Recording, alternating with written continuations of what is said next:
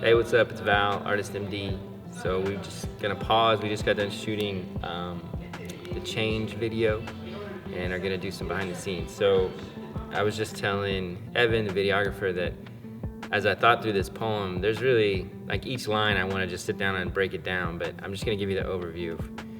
The idea is about change. I wrote this poem for a spoken word contest that was about change, so that's what I titled it. But as I thought about like change in my life, the poem begins with just that feeling of being stuck. Like you recognize something about yourself and you want it to be different, but you don't know how to make it any different. And there's a lot of different philosophies and ideas about how you can change. And in my experience, before meeting Jesus, like before encountering God, I wanted to change, I wanted to be different, but I just didn't have the power. Like I couldn't get over some of the things that would trip me up. And particularly in relationships. Like I start the poem talking about just a girl dynamic where you're like promising something and wholeheartedly saying I'm gonna do this and wanting to do it, and then like almost immediately failing. And that was recurrent for me. Like my desire for who I was different than who I really was, and I couldn't get those things to match up until I met God. And then he came into my life, and this experience of unconditional love somehow freed me to change. Like really being accepted. And it's not just being accepted, but that freedom of being accepted is what gave me like freedom to mess up, freedom to walk it out, freedom to pursue him for something. And actually that unconditional acceptance is what allowed me to almost to acknowledge my brokenness. So without knowing I was loved no matter what, I couldn't really acknowledge how bad things were in my soul. So being loved by him, I was able to say, well, you accept me no matter what, so I can like start walking out and dealing with this stuff. So I would start bringing things to him, or he would start showing me stuff. And then I would be like, okay, yeah, I don't want to be that way anymore.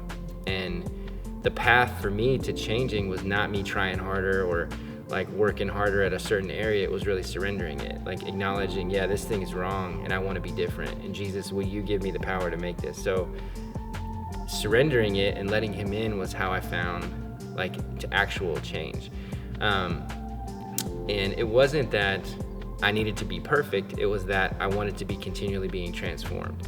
And the poem kind of ends in that place of like, I'm not perfect, I'm still human, and none of us are perfect. So I'm human, but I'm being transformed. And I think that's really what Jesus wanted for us, is to continually being transformed more and more into his likeness, more and more like the people we were meant to be. And for me, that's been my experience. So I think our experience as humans is we tend to hide the stuff that is messed up with us because one, we're afraid that people won't love us if they see it.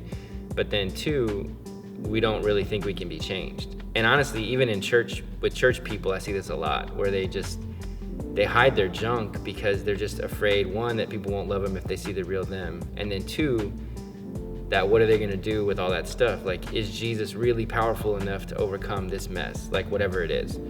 And my experience is, man, whatever demon I've faced, whatever like God has shown me is in me, as dark, as ugly, as horrible as it is, Jesus just stomps it. Like it's not even a battle. But the battle is in me letting him have it, like letting him have access to it and being open to him changing me and overhauling it. And at the end, like the last line is, like, look your darkness in the face, because guess what? It's afraid of you shining. Like I realized the enemy, there is a spiritual enemy to us, and he's afraid of us, like knowing who we really are and the power that God put inside of us and who we were meant to be. And the enemy's afraid of us, and he's making you afraid to like step into your brokenness because he knows what you're gonna look like on the other side of transformation. And so what I wanna do is like encourage you, no matter how dark it is, no matter how messed up, no matter what you're dealing with, Jesus is bigger than that. If you have the courage to take it to him and ask him to transform you, he will. And you will see demons flee, you'll see darkness go, and you'll see yourself transformed in a way that you never thought was possible. I hope you enjoyed the poem. If anything resonated with you or if anything connects with you, go to my website, artistmd.co, and send me a message, or just like leave a comment on YouTube and let me know. I check those and get excited every time I see someone interacting with the poem. If you want to support me, the best way is join my email list, artistmd.co. Just sign up on the same website, and everything I make gets sent to you directly. Or if you're on YouTube, just click subscribe. It really does help me. All right, peace.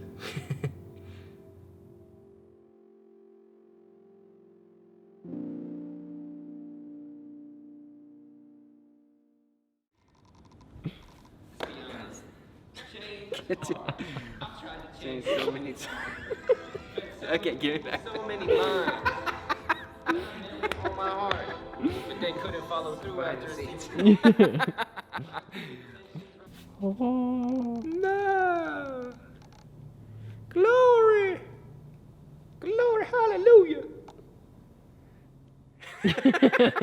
Glory. Glory, hallelujah. In church.